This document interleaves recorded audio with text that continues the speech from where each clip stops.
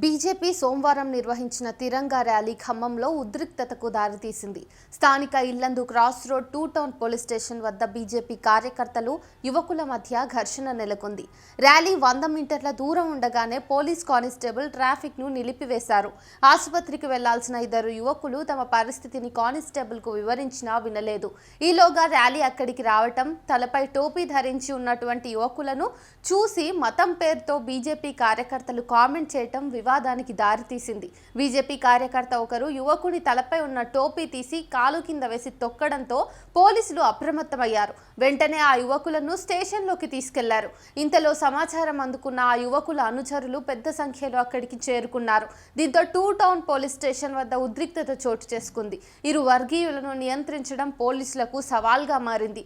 నగరంలోని అన్ని పోలీస్ స్టేషన్ల నుంచి పోలీసులు వచ్చి వారిని చెల్లాచెదురు చేసి పరిస్థితిని అదుపులోకి తెచ్చేందుకు సుమారు 2 గంటల సమయం పట్టింది. చివరికి ఇరు వర్గాల నుంచి 5 చొప్పున వాళ్లపై కేసు నమోదు చేశారు పోలీసులు.